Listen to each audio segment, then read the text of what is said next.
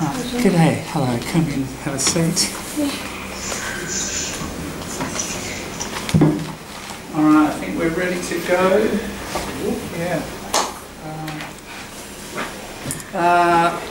Welcome. If you're new, can I just give you this? So we're doing advanced English here. So reasonably high level. Congratulations for getting as far as you've got with your level. And if you were not here last week, I'll give you a sheet. You went here. This is a needs analysis sheet. Anybody else not here last week? Because I don't have that one from everybody. That is basically name and contact, but also what you'd like to do in advance. So I've got most, but not all. So if you've got yours somewhere that you can give to me, if you've got it now, I'll pick it up, because that way I can sort of work to what the group wants best. If you tell me. If you don't tell me, I can't do that. Skype is how are we going? All right? Yeah? Good? Yeah. All right, so again, if you didn't send me that online, can you send it through? And the other thing I'd like to say, can we just use everyone on Facebook? Yep. Anyone not on Facebook?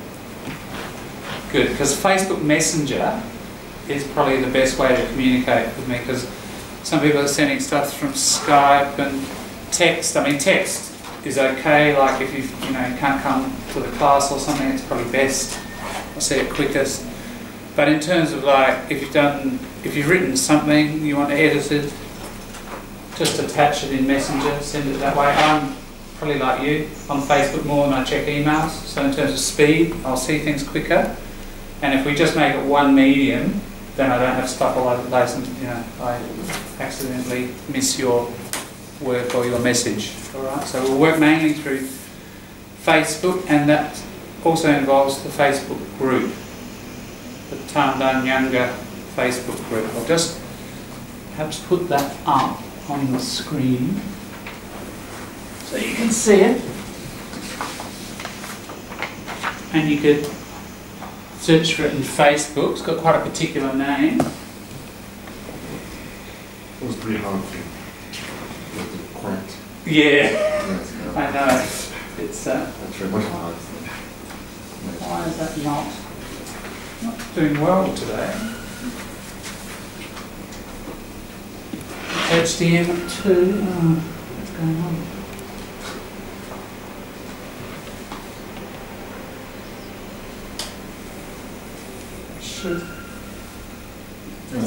Yeah.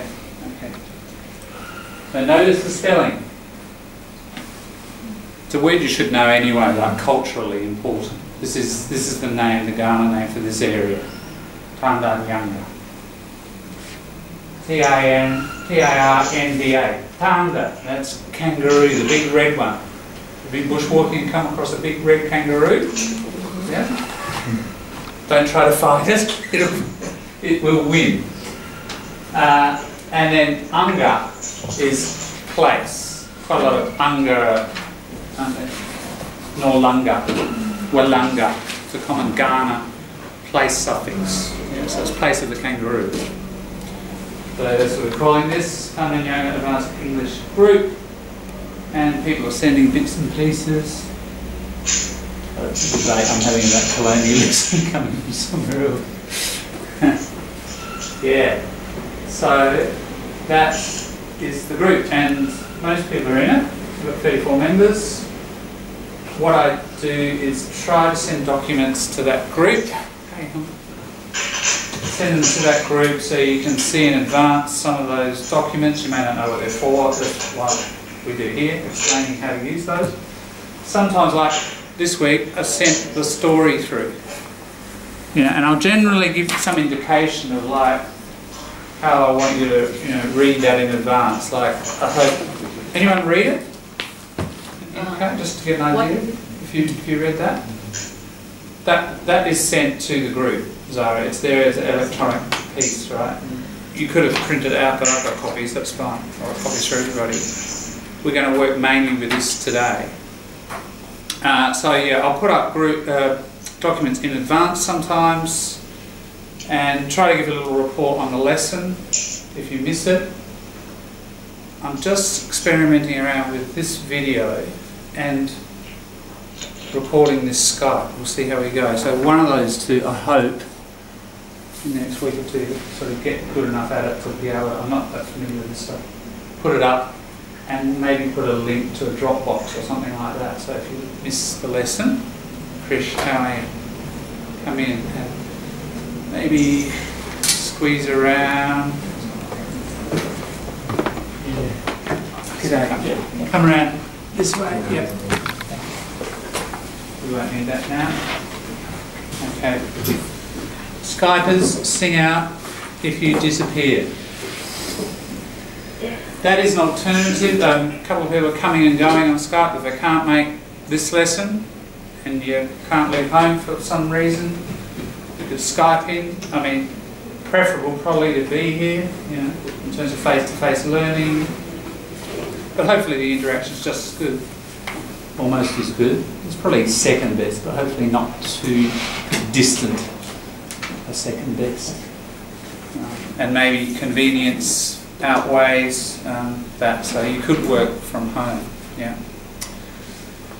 And yeah, distance is no issue, so if you know people possibly from your home countries, tricky, isn't it? Like Korea, Vietnam, China, Japan, not too bad.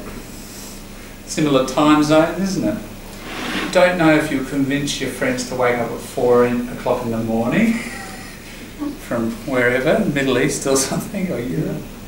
But anyway, I'm happy to work with Skypers, and I am also starting to do some private tuition via Skype as well in the next couple of weeks with a couple of people around the country. So if you're either here and interested in that as an add-on, or you know somebody who can't make the classes but they'd like that sort of thing, you know, just have a chat or send me details. Anyway, we'll get on with the lesson. Let's recap on last week. Now, I've said this before to some people, you know it, but others not. In the first few lessons, diploma people who I've had before, you will have heard some of this before. I mean, I need to establish common ground with everybody and then move quickly as possible into new territory. But, so my background, for those who are new today, I have taught in TAFE and taught the Diploma of English Proficiency, which is the highest level full-time ESL course, as far as I know, in Australia. So and I've done it for many years. So I'm very experienced at the higher or highest levels. So a number of people here have been in those courses, and some with me. It's a 6-month course. So yeah, there's a certain repetition here, but I'm always using new materials. And even if we're using old ideas you might have learned in the diploma, you may have forgotten them. You may have not forgotten them, but not practiced them or refreshed them or kind of applied them much. Right? So this course, I've always wanted to teach beyond diploma. You know, could never convince TAFE to do an advanced diploma. They said there's not the money or the audience. You know, I think this class kind of proves that wrong. There is a demand. People like yourself, you know, go beyond, if we think in IELTS, beyond IELTS 6.5 or 7, you know, get work, get into higher level study, but still want that advancement with English. And some people would be like myself. I've never got near it in a second language, but some people, you know, if I went and lived in some of the countries which I've studied languages of, and I was there for a long time, I would definitely want to go all the way. Absolutely, you know, why not? I would set myself that goal, and I think some of you have. That's why you're here. I do think it's possible. I turn on the radio and TV, and in real life, you know, I've met second language speakers who have gone all the way. They are there. They are like native. There's an accent. I can think of one international case where there's not an accent, and that's an actor. But you know, so people retain accent, but in every other respect, they're grammatically perfect. They've got idioms. They've got, you know, great vocabulary. They've got fluency. They've got the clarity. You don't need to dissolve your accent to have clarity. It's 20%, isn't it, I think, of Australians, or a bit over now, speak a second language at home, you know. We're a multicultural society, and part of the culture should be, it's not is, but it's ought, should be receptive to listening to lots of different accents. That's globalisation, that's multiculturalism, that's the 21st century. If you've got, and we haven't done it yet, we will. If you've got all those phonemes, these are called phonemes, these are the units of sound that make a meaning difference in English. If you've got those clear, you still might have a bit of an accent. If you've got those clear and different from each other, and you're speaking, you know, reasonably clearly and slowly, the responsibility is not entirely on you alone for communication, is it? Communication is 50-50. So there is some onus, responsibility.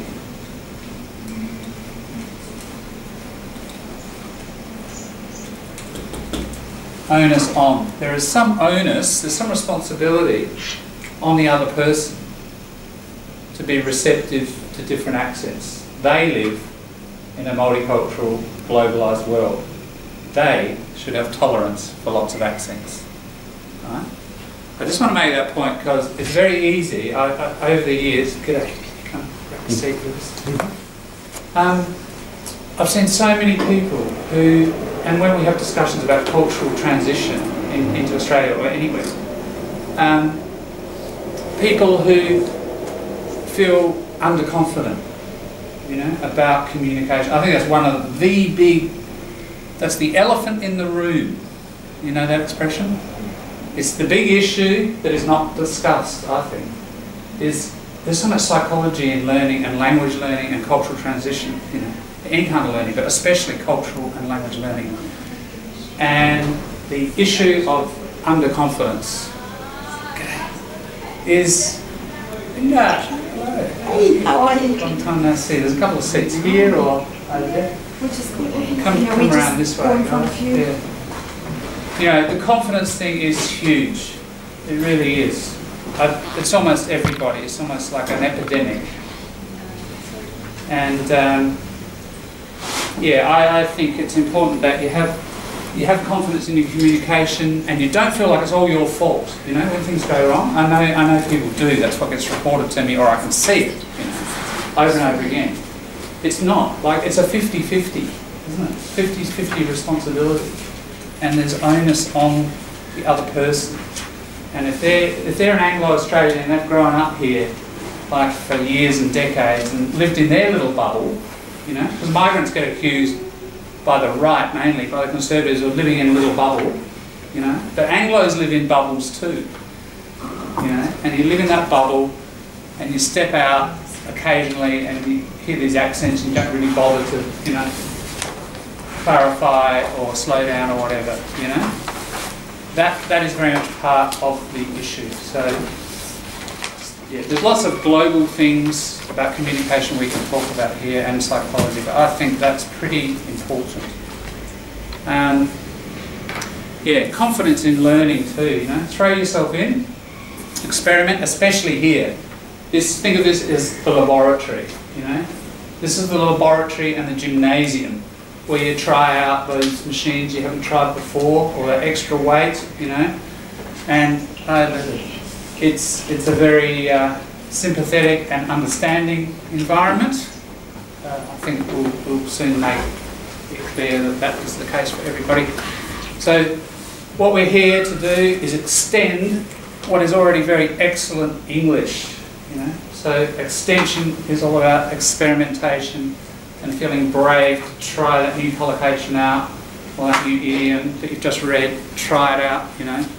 And if it doesn't work, it doesn't matter. It's certainly not in here. This is the place to really, you know, take those steps and kind of be daring with each other and you know, be sympathetic and empathetic with other people's attempts to, you know, throw themselves out there. So let's do that, then. So, just if you just arrive. If you were not here last week, anybody else arrived and not given me their needs analysis sheet.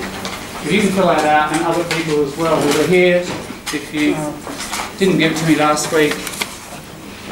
Sorry, if you can fill that out and get it to me by the end of the lesson. I've looked at the ones I got, but I still can't get a full picture until everybody sort of tells me what they'd like to do, and we can go from there. Alright, so I said we're going to recap on last lesson, and what we did is we read an article,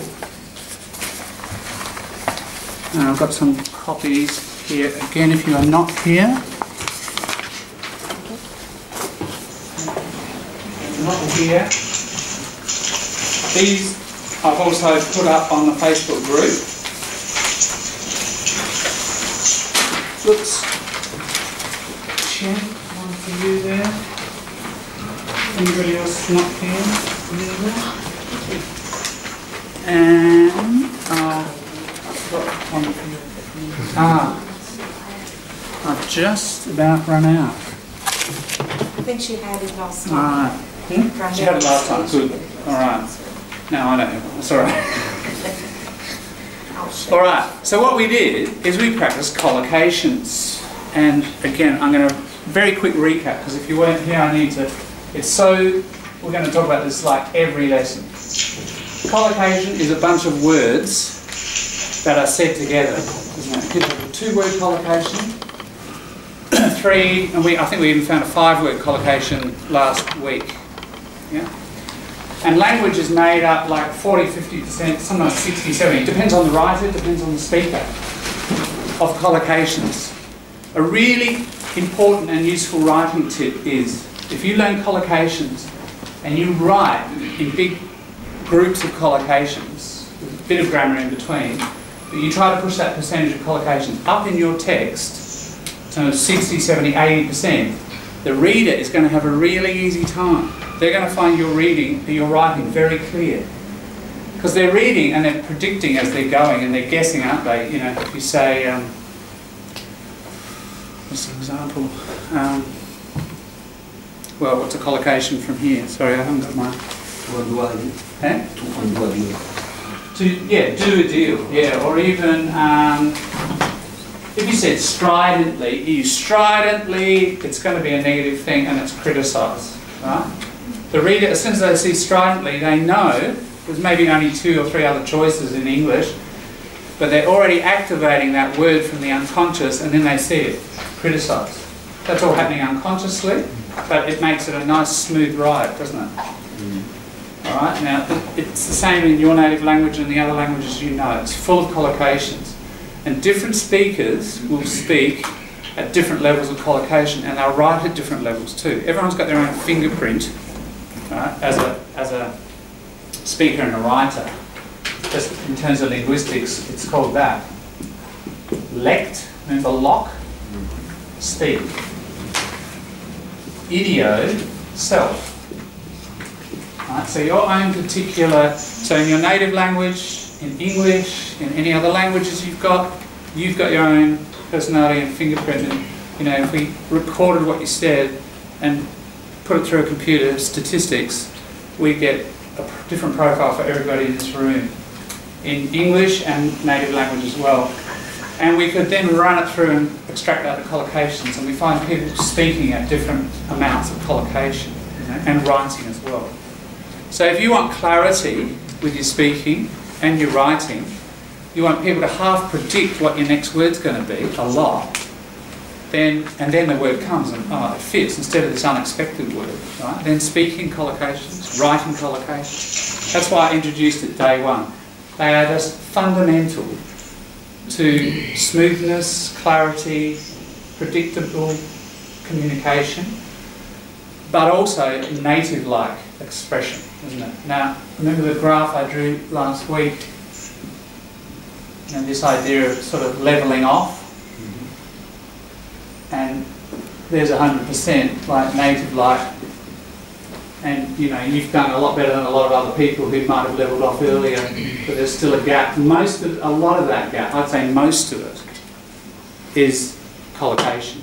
You know, getting the collocations and getting them nice and clear and automatic in your writing and your speaking. That will, you know, I mean, there's a few other things as well, but you know, it'll really narrow that gap enormously down to, you know, 1 or 2% away from native.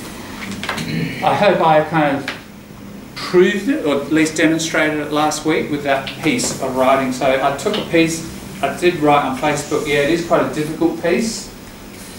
And we looked at collocations and we collected the collocations of a section of it. I asked you to do the rest. And then the question was, which collocations there, you might have found, you know, 5 dozen, a lot. Which ones are useful for you to learn? So some of them you know already, some of them you kind of half know, and some are like really tricky and difficult. So don't worry about those ones. Just the ones next to you. What I suggested, and again, the idea I introduced last week, you're learning your language, right? That you know, that stuff you know. That was your first year of learning, and whatever year you are now of learning. And then there's stuff here that you don't know yet. And here's like native-like proficiency, NLP. Alright, so let's call that 100%.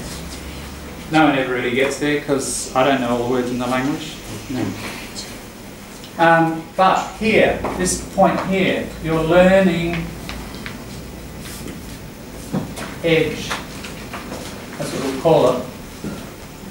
So you don't want to pick stuff out here that's either a word that's really, you know, you're hardly ever going to come across very much, or maybe a collocation, a group of words. You know, you want to get stuff here. You know how in a language, or a lot of the time, you only kind of half know something, don't you?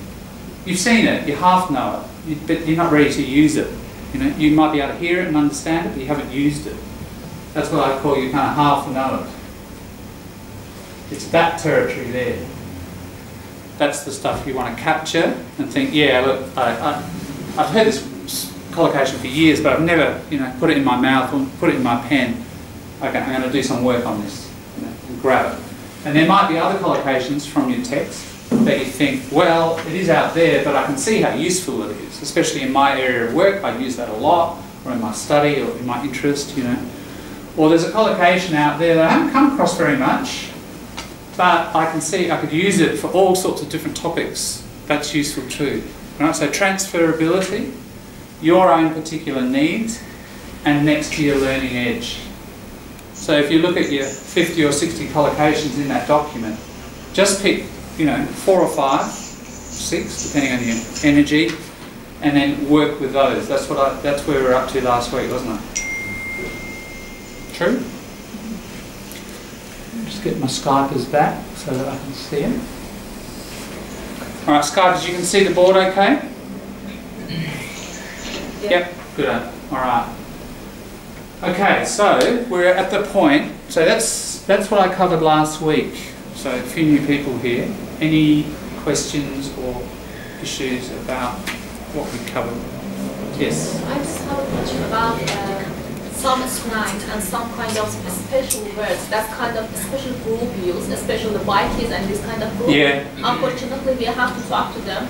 And I 100% sure I can't get anything, not accents, not the word they are using.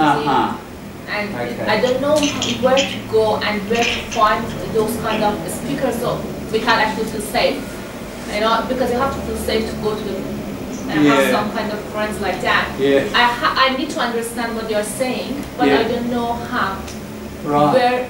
Where can I find help? Well, you could always take out a membership of a Hells Angels club. It costs a lot, not just money. Okay, basically that subculture, that demographic, your broad accent Australian, mainly working class slang. So no doubt there's particular bikie slang. Now I don't know a lot of that myself. This kind of groups like using kind of, very not very educated people. Yeah. All right. So you've got to find if you want to find the light there. What we're going to do in this course is look at lots of different resources. Some of them are human, some of them are non-human. All right. Resources that you can use for different language areas. Let's start with the human resource in this case, because it's everybody's issue. Like I assume because you're doing law and are you doing criminal law, is that? Okay, so you're going to come across criminals from all walks of life. They go right to the top, don't they? Look at the Banking Royal Commission, right down. So you want to be able to deal with all of that, and as you say, the slang from say the bikie sector or whatever, because you might have a client. Yeah, so many of you are working in human professions, and you have people from all classes, and working classes and country people, strong accent, lots of slang, lots of idioms. That, from what I could see from the needs analysis, this was already emerging as quite a major issue. Not just your academic and professional language, which most English courses tend to emphasise, but this other stuff that's actually often more real life material. All right, obviously you can work with things like Australian film. A great Australian film for criminals. I mean, there's lots of stuff on criminals, isn't there? But a really great Australian film. This is another thing we could do if you are interested. Either, write it on your needs analysis. I'd love to do it. It'd be fun. Get an Australian film like Animal Kingdom. It's actually set on a true organised crime story in Melbourne. There's another very, very good series, and there's about 4 of them, series and about, a dozen episodes in each one, and it's called Underbelly. And again, anyone seen Underbelly? Yeah. And that's full of, they're very similar. That's based on real life, and so that's set in Melbourne, organised crime. And the series number 1 is the best, probably. But that's just full of that kind of language. And turn on your subtitles, right? You've got it, haven't you? Now again, with that kind of thing, what I would do is watch it with your subtitles on, just get the meaning, and do your hour episode. Then go back and just watch it for language, and pause it. And there's an idiom, and there's what did he say? I couldn't, he's got such a thick accent. Play it and look at the text, and really go like 5-second, 10-second sections even, if you need to, wherever you need to. That's where I think you get some of your best slang. Now then, of course, you get it and think, well, what does that mean? I'm not sure. So, guys who have been with me some time, what's your best Aussie slang dictionary? Dinkum. Yeah, the Dinkum Dictionary. Now, there are 2 books that are called this, so don't get the wrong one. Get the one that's by Lenny Johansson. And if you go to Oxfam Bookshop, 5 Hutt Street, as I've said before, books there are $2, $3, $4, maximum 5. Probably every 3rd time I go in there, there's a Dinkum Dictionary. There's a very nice dictionary section. Go and grab one there, you get it cheap, otherwise order it. But the other way to go is the Macquarie Dictionary.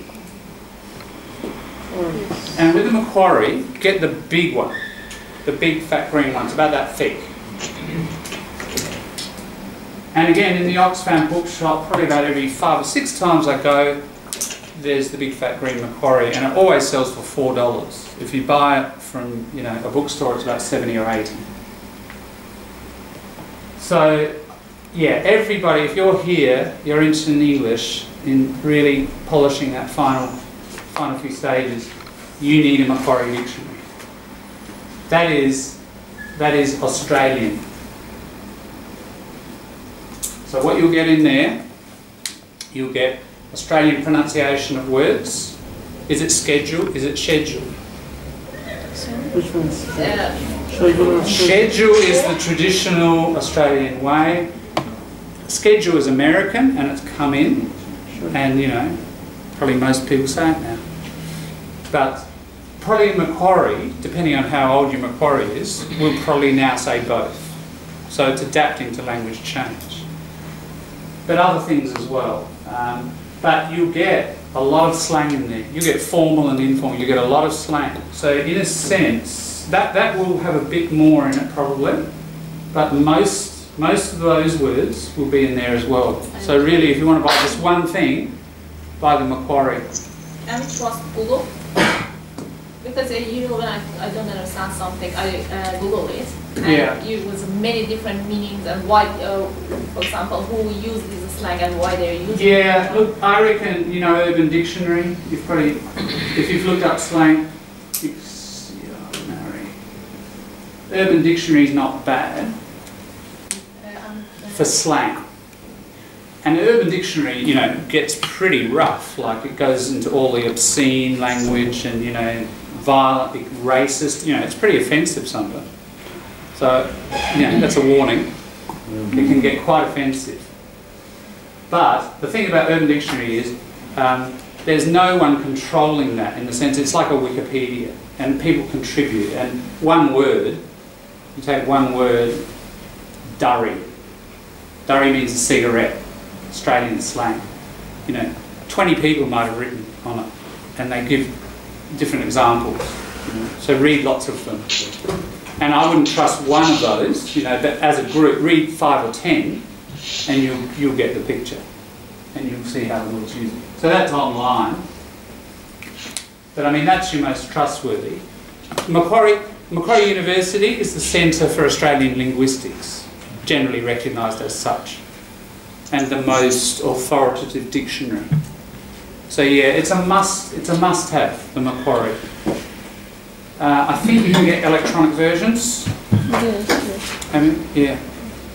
You can probably get an app, can you? And get it onto your phone. That'd be a great way to do it. Yeah. They used to have just a dictionary of slang, and it was the best little slang dictionary. And then they removed it, and I think you can buy it separately now. It's the Macquarie Dictionary of Slang. You could get that separate, but I don't know why, because really I think it's pretty much in your dictionary anyway. Yeah, so that's a little bit of a different, I mean, that question. Film is good, series are good. The other thing is, and I'd like to do some work on it, we'll get some play scripts, like theatre, Australian plays, and that is full of slang. And although you can't hear it, you can see it written down and you can study it and you can collect collocations and do the analysis that we've just been doing on the piece last week. Alright, so close work on film scripts. You can get Australian film scripts, some of them are online or you can order them.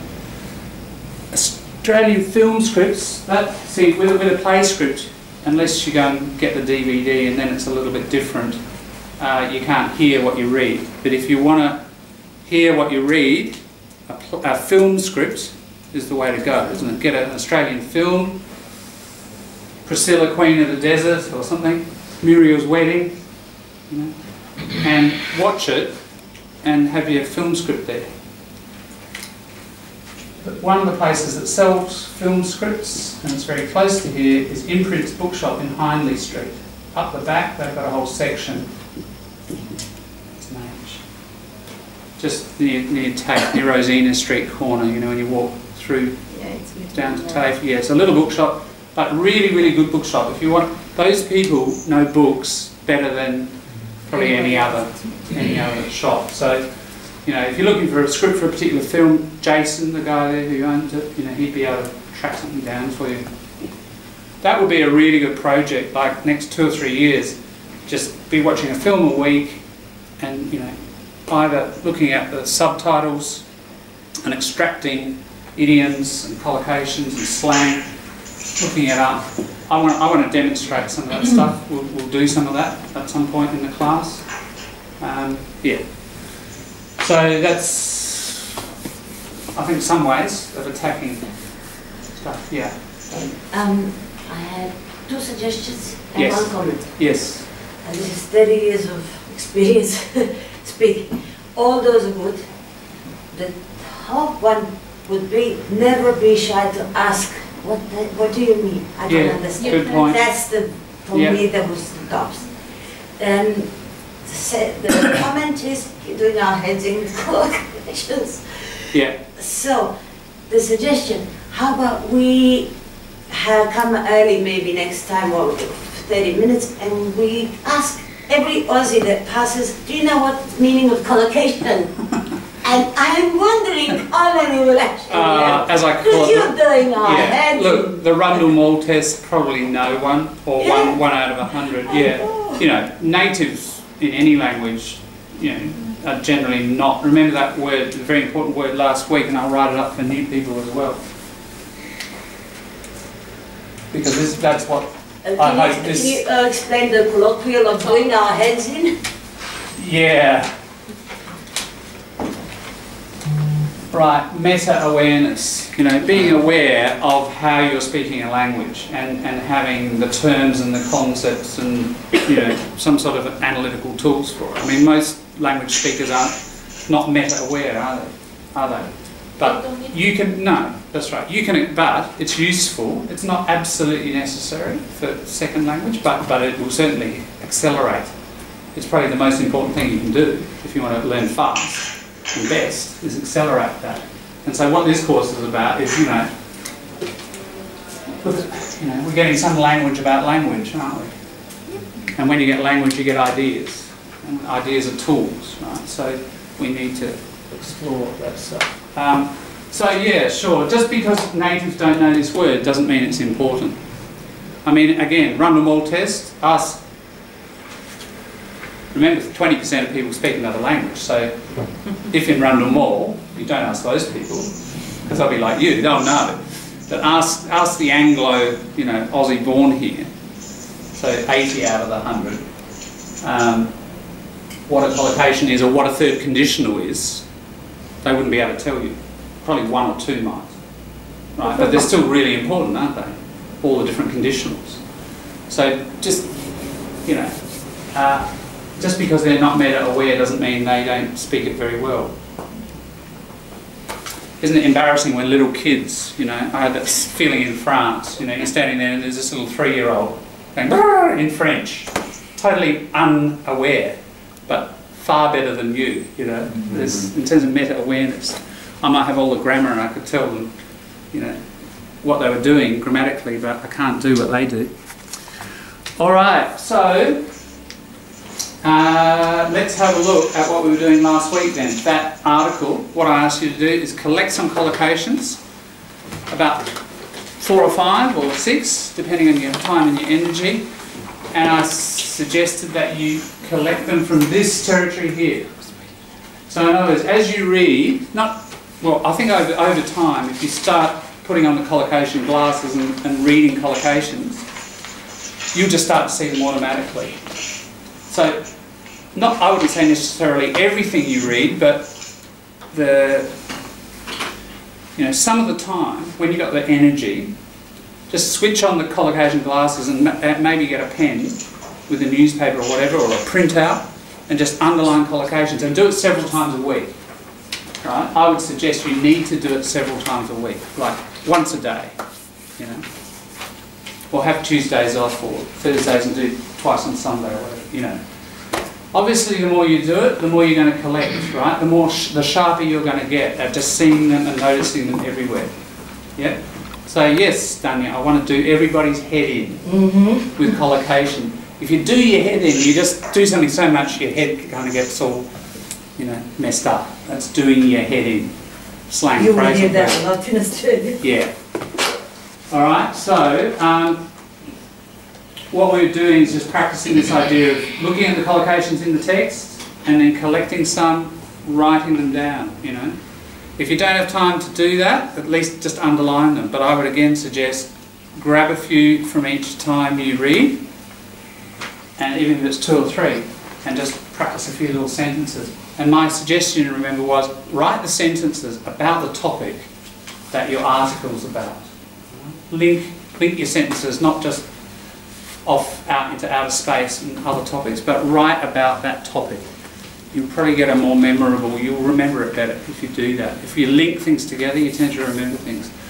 So I asked you to write something for about 100 words, little summary of that article. Now, it doesn't matter if you don't understand the article. I did write about that on Facebook. I don't know if you've managed to read it. I'll just say it as well so that it's reinforced. The work we do in here with texts, it's going to be pretty close and something very detailed. And some of the time, I'm going to say, probably a minority of the time, you need to understand everything. But most of the time not.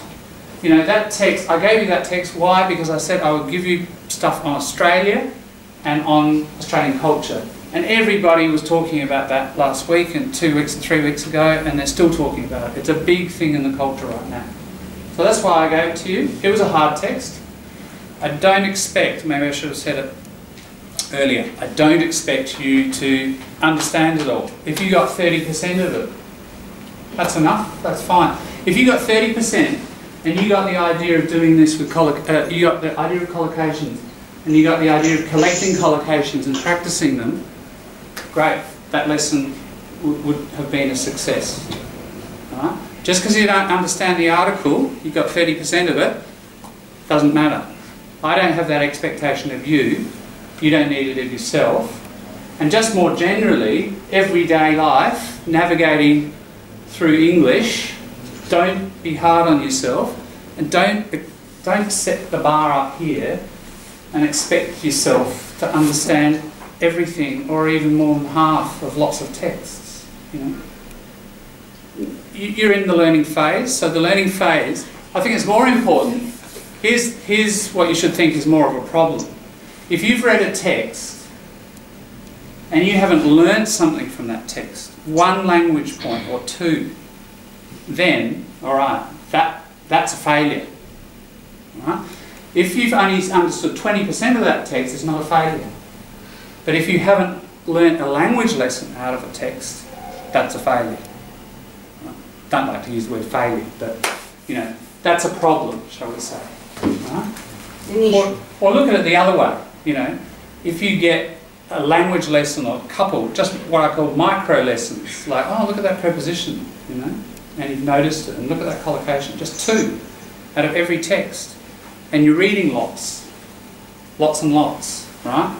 Then you're going to move pretty quickly, and eventually you will understand everything, right? But don't make it too hard on yourself. Don't be too hard on yourself now. So that text is hard, but the exercise was simply to collect collocations and try to use them. So, somebody at your table, we've got a mixed group today because some were here and some weren't. Some have done it, some haven't. Those who have done it. Can you get it out and just explore with each other? Just discuss. Swap over your text with someone and have a chat about what you wrote. I think so. All right, and have a look at the collocations. Why? Just have a talk about why you picked that collocation. Why did you? Was it because it's on your learning edge? Was it because it was transferable? Was it because you really need it for your particular area of work and study? All right, just have a chat for 5-10 minutes, and Skype us if you can have a chat between yourselves, and I'll come round and see how you're going.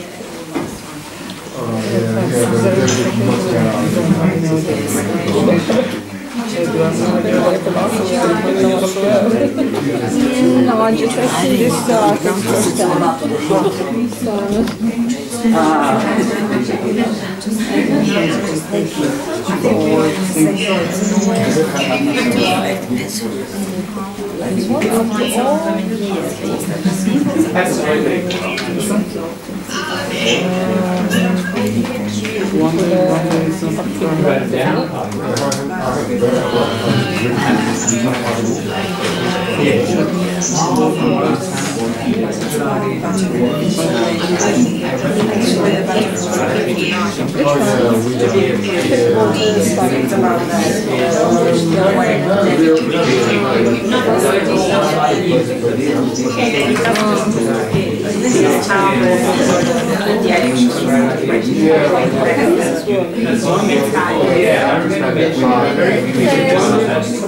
so let's find some more. Judgment on the matter. Explain that it's a collocation because there is a stay. You said yes, you mean often. Which one is collocation? One day? Can I ask you a question about collocation? Yes, 1 second, Hammer. Sorry, I just...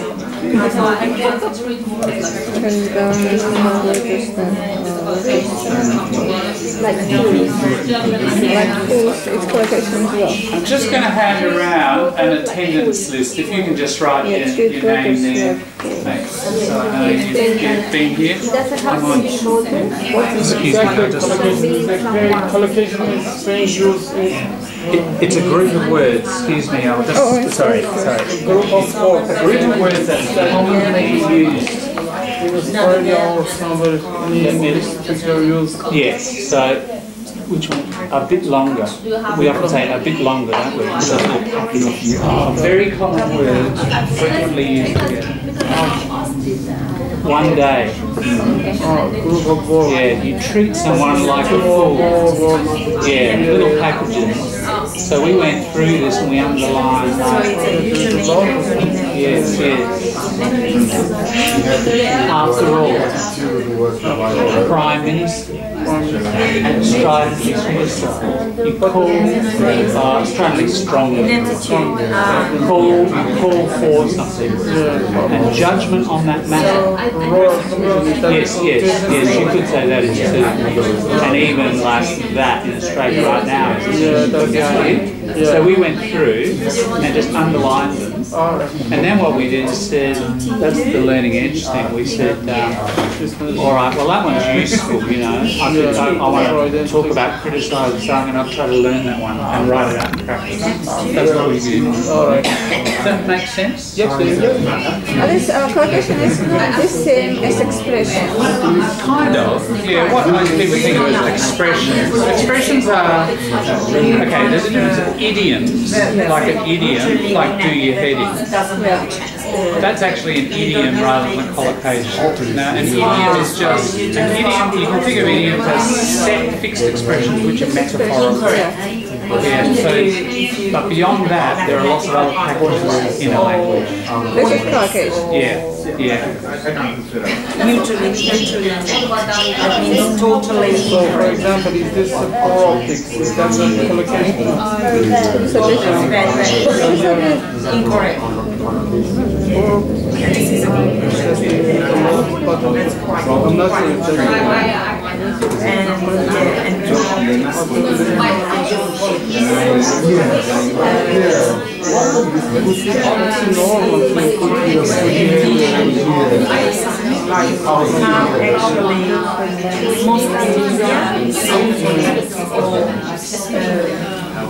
that means how you do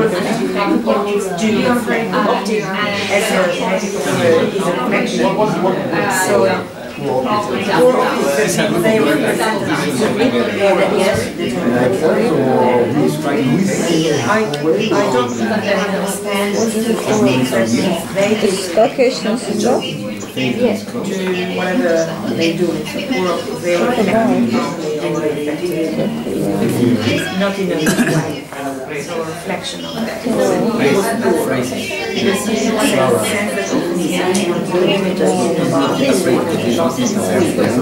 So they who actually was good and who was bad. So it was apparently the reflection of that.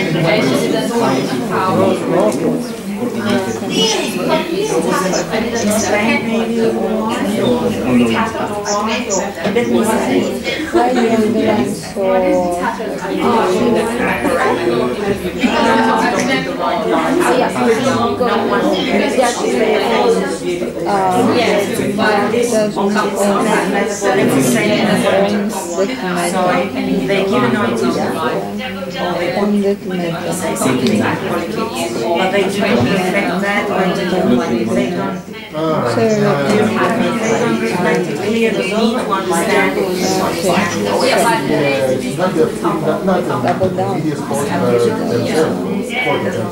themselves, but all the politics come us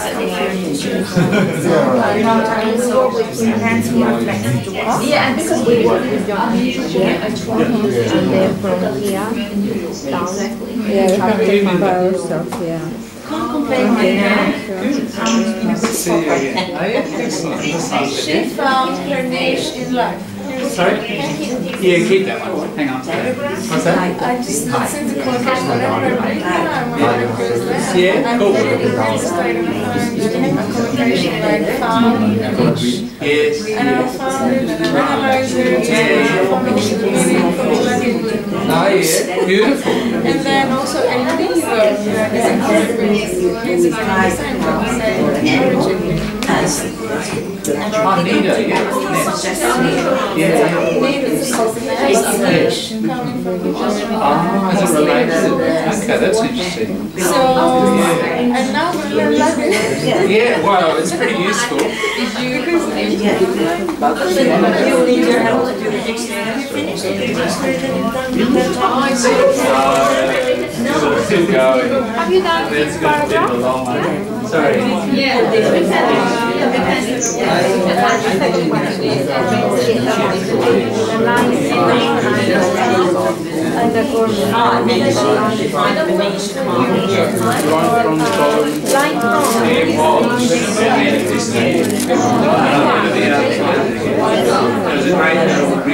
From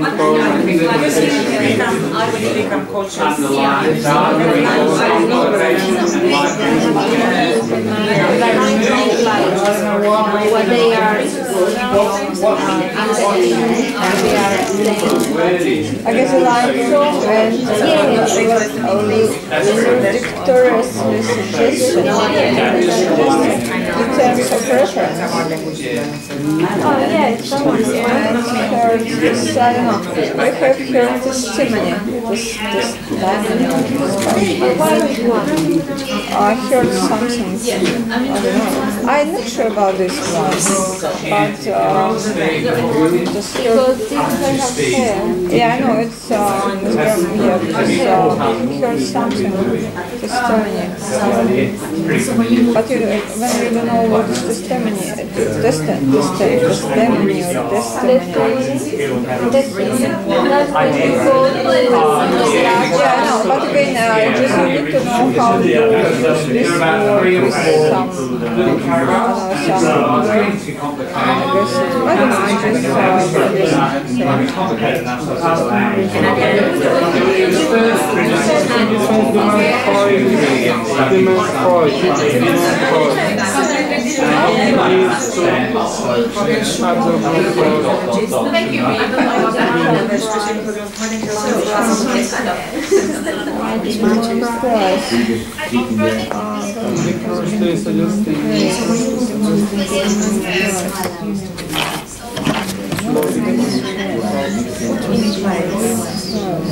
Skype, how are you going? Are you able to chat between yourselves fairly easily? Is it working all right? That's really good. For some reason, my little instrument doesn't work, but it's not connected properly. But I'll need to test it out. But you're hearing me okay? Yeah, cool. Alright, that's good. I'm just going to get up. That's the screen. That's good, Skype. It's good. Yell out if there's any problem at any stage. Do you read a lot?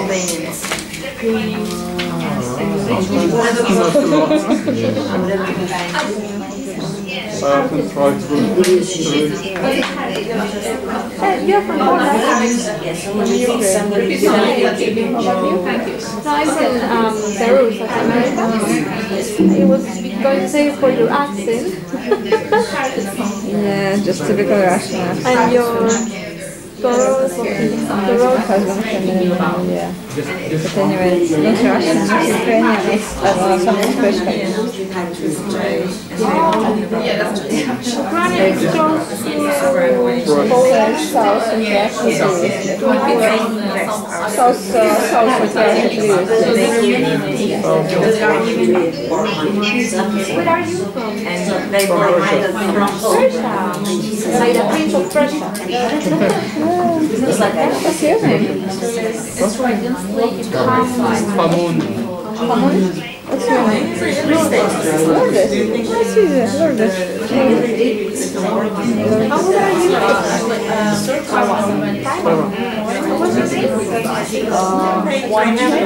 Is both of them or Chain is your last name? First name, one chain. That's just first name. Alright, so if you've done that exercise and you've had a chat about it, are there any issues or questions that come up about that exercise? I'd like to collect those pieces of writing and I'll check them out during the week and get them back to you, okay? So you've got your phrases or your paragraphs with your collocations in. If you weren't here last week, sorry Chris. Yeah. Hang on. If you weren't here last week, Daniel. Sorry, Daniel. If you weren't here last week and you'd like to do that exercise, if you've got the idea of the exercise, anyone not got the idea of the exercise? Alright, so if you want to do that and you weren't here last week, write 100 words, a little summary of the piece without understanding it fully, just your reaction. But the key is using some of those collocations that you collected. That's the key. So you can do that and you can send it to me via Facebook Messenger. Alright, do it during the week. Don't hand it up to me next week, because I'd like to collect them during the week and then give them all back at once next week. And then so I've got some diplomas will send a guide, a code to use for editing your work, and I want to explain that. So I'd like to be able to do that to everybody all at once, like hand back all the work. Alright. So can I please pick up then the writing just from each table, please? Thank you. If you were here last week and you haven't done it, then here's an idiom. Get your skates on. Get your skates on, move fast, speed up, and yeah, write the thing and send it to me again via Facebook Messenger. So either if you were here last week and haven't done it, or if you're not here and haven't done it, do it in the next few days, send it through, alright? And I'll print them off, mark them, using that code, give them back, explain the code, we'll do more work on looking at your own writing. So it's for next week. Messenger under your name or under the group? Not to the group, just to a private message in Messenger to send any material, like to send, you know, bits of writing, homework or whatever, just send it via Facebook Messenger, private message to me. Okay. And you can attach, just have a look if you're not familiar with it, you can attach a file, just have a look at your little buttons there, you can attach a file and send that to me. Good. Now, any other issues that arose during discussion that you might like clarified? I did mention last week, it's a fairly important idea. I'll just very quickly recap that collocations, remember vocabulary works like that, remember the word the, it's very common at 6% and then the next is 3% and so on, right? that you've got a non-linear curve in any language. Vocabulary frequency looks like that. It doesn't look like that. So that has important implications. What it means is that the first few ones are very, very common, and then there's a long tail. Well, it's the same with if we got Australian slang. So if we get any, that's what English looks like. If we get any bit of English, like we get slang, it will also observe the same tendencies. What that means is, in relation to Zara's question, you know, you want to understand what bikies say. If we recorded what bikies said in bits of slang, we would find there'd be one word they say far, probably double the next one, which would be double, you know, it's not quite double, but it's a non-linear curve. Yeah, probably. Yeah. Probably fucking da da da, Yes. yeah, you know, etc. etc. So, that, the good news is, if you learn your first 50 terms, you're going to cover the vast majority of area under the curve, aren't you? And then, of course, there's a long tail, and kind of that's where you are now in a sense, but there's still, as I said, some gaps that we need to fill for you. But yeah, whether even grammatical structures are like this, even your errors, the kind of errors you make, plurals, articles, conditionals, what we will do over time, if you stay with me long enough, over time, you'll get a profile of the category of error that you're making. And we could put the category of error up there, and you would find that one category was the main kind of error that you're making. My guess is it's probably articles or plurals or something like that. You know? And that's really important to learn what that is, because if you can knock off, over 6 months, if you can really clean up your first 3, don't concentrate on every single grammar error, just work on your first ones, the most dominant ones. That will remove, if you could remove it or reduce it a lot over 6 months, you might clear up 30% of your errors, or 40, You can make a lot of progress quite quickly if you're methodical. Right? So that's what over time, I'll give you this feedback using these categories of grammar error. Right? And over time, you can even statistically report it for yourself, and you'll get a profile. And then that's the stuff to work on. Now, one thing I have sent to the group, in terms of things like grammar, is Michael Vince's Advanced Language Practice. I found a PDF of it, and I put it up on the Facebook group, so it's there. So that's a pretty important resource. I don't know how long it'll last. It's a PDF. I don't know where it came from, but it's there. Save it. Get it and save it. It's one of the best grammar books for your level on. So if you found that your issue was conditionals, there's a really good chapter on conditionals. There's stuff on countable and uncountable nouns. There's a great chapter there. All right, I have got some material on prepositions. The first thing we're going to do when we get to the book, I don't know, it won't be today, probably next week. I've got stuff on prepositions because that's a problem for everybody. And we'll work through that and you'll get a sense of what Michael Vince is like. He's great, I think. But it's really useful for you to have that book because we're not going to be able to work through every chapter. I guess over time we could, but it's best for self-study. All right, so thank you for that writing. On collocations, keep going on collocations. Here's one of your most important resources for collocations. The question came up, very good question. Can you put a piece of writing in? So I was asked, is there a software? We can't say that. Is there software? That's noun, that's uncountable. Program, is there a program? Yeah. Because that's noun countable. Right? And we can do some work on countable and uncountable nouns. Who knows what a countable and uncountable noun is? Hand up if you know what countable, uncountable is. Yeah, most. Yeah. All right. We'll do because I was going to say a software. Yeah. That's a very, very common. Yeah, that's right. You know the theory, but the practice is the hard bit, isn't it? Yeah. But not everybody knows the theory, but we'll quickly run through it.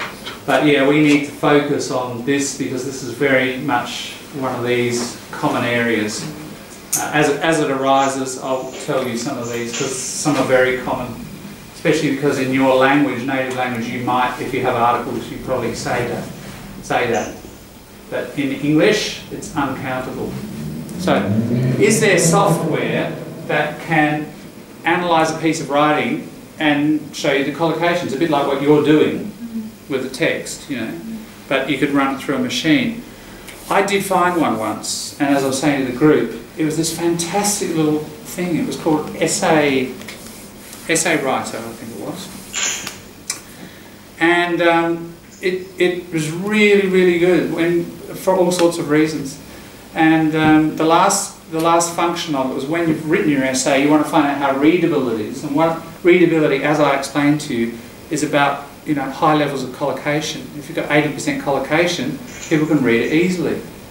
So what this bit of software did was exactly that. It put the dark green for very high frequency collocation, and then a light green for kind of medium, and then nothing for stuff that wasn't. So you could look at your text and you could see, you know, that you'd be using very, very frequent collocations, or sort of medium, or nothing. And it would actually separate the grammar from... Well, no, not so much. Well, yeah, it did. It looked at collocations, and everything else was basically non-collocated information, words or grammar. It would do that, and it disappeared.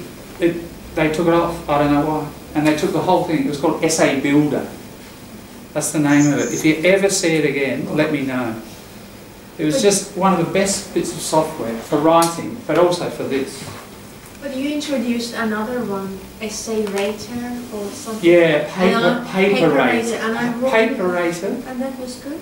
That is, but Paperator's, that's good to hear. So have you used it continuously as well? Yeah, I've done it, but not... Right, yeah. Just while we're on it, it's a slightly different thing, but if you want something, a machine to edit your English, that is the best thing I've come across. There's quite possibly better out there.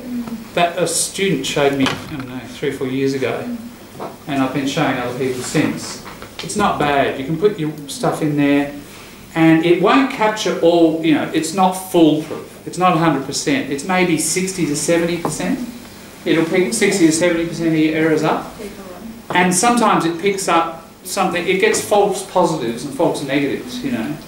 Sorry, it's Essay Writer, did you say? No, the other one I mentioned is called Essay Builder. Builder, yeah. It was a British thing. And you probably still see their website. It's still there. It's very frustrating. It's sitting there. You just can't buy it. And I've emailed them and everything, and they just don't reply. I don't know what happened. And it didn't morph. It didn't change into any other program as far as I know, but I'd love to find it.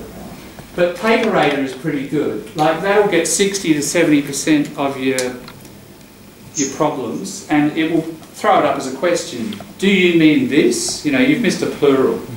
But if you wrote that, it would definitely capture that. If you wrote a software, the computer would say, no, you can't do this.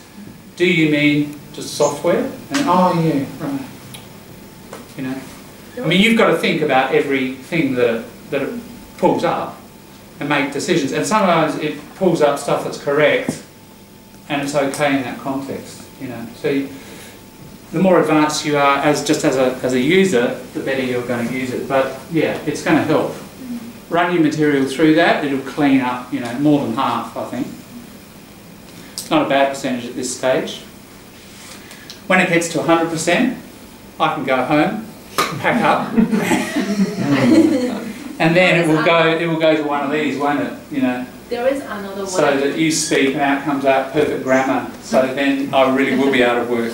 There is another one, but you have to pay. Yes. What is that? I'm not sure it's Premier League. I can't remember Grammar or something because Grammarly. Grammarly does. I looked at Grammarly some years ago, and it's moving quickly. I didn't think much of Grammarly about 5 years ago, but I don't know. Think that things better now. Yes, it's improving. Kind of use it. Yeah. I use it. It picks up mistakes. Yeah. But kind of not everything. I picked up my mistake that Grammarly The didn't. one that you have to say. Yeah, that's it's right. Not that bad. Grammarly won't necessarily pick up everything. It sometimes makes false errors. But anyway, look, put it through that. Maybe it, you know, together They help though. Yeah, they do. They all help. But the problem with these things is that when you are actually using them, Yeah. they change everything for you. And you don't have problem with your writing, so you feel better. But the problem Yeah. is that when you're talking, and there is no software to correct you. Yeah. Are they working? Japanese are working on it. So That's what I mean. I mean, soon it will put be that there, on won't it? that, It will and just it's gonna correct come, everything. You're going to listen and you're going to talk straight away. What Yeah. they say to you. So, Yeah. I mean, it's a little chip that they can put in. Yeah, soon it will just be directly implanted in the neocortex. Yep. Wonderful. Okay, we're still in the Stone Age, and in the Stone Age, this is not too bad. So what this will do is, this is more for if you're writing, right? So you're writing something at work or an essay or something, and give me a word, someone, from the text, maybe. Parodic? Yeah, all right. Stridently criticise. Let's do criticise. I think it's British, so you're going to have to use your S instead of a Z there. All right, so. All right, now.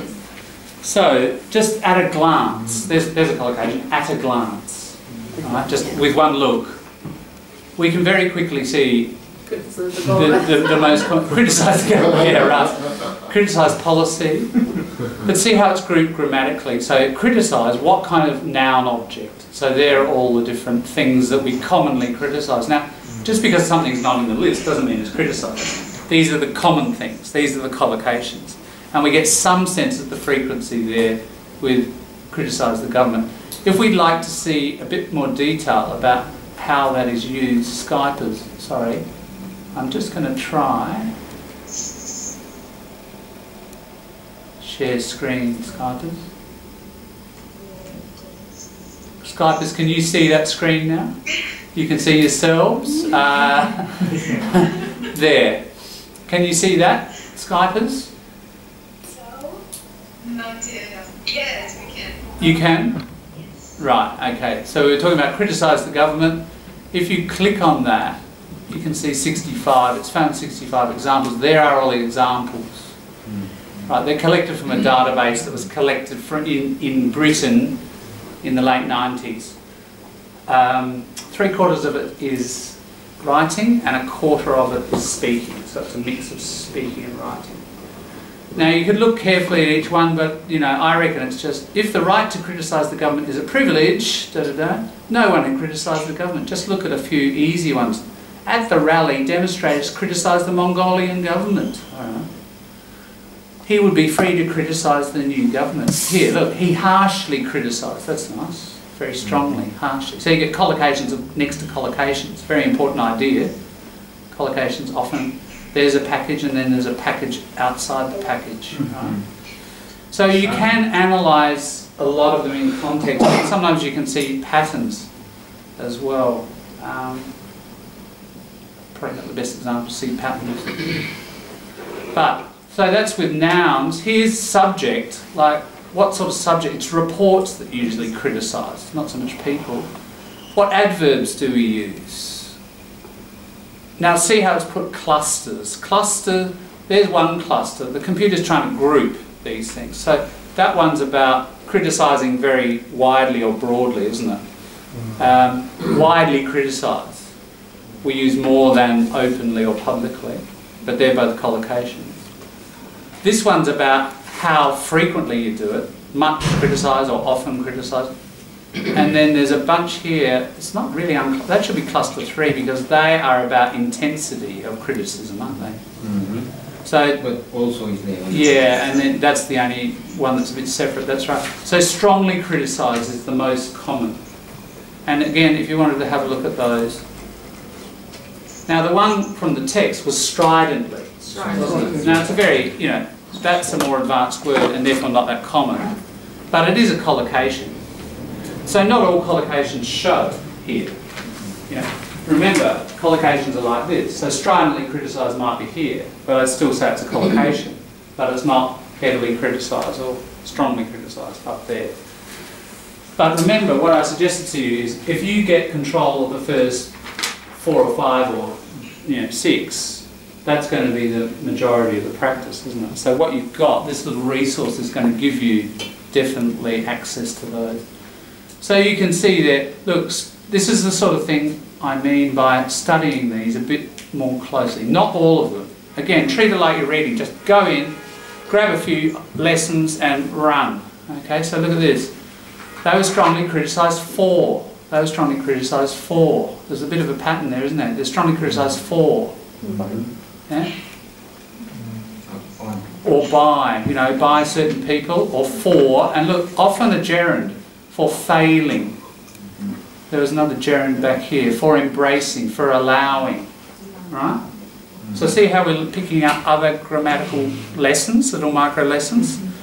When we're learning the collocation, but then we're seeing the common environment around the collocation as well. It's the next level of a lesson. Prepositions. Yeah. Now, in normal language experience out in the street or reading, that you'll see strongly criticised, and then it might be a week later you hear strongly criticised, and then 3 weeks later strongly criticised, probably more often than that. But the point is they're very separate, aren't they? So you can't look at them and study them for patterns. What's nice about this is we've got a pretty good sample of several dozen of them, and we can really stop and look. And look, we can see a pattern, for and by.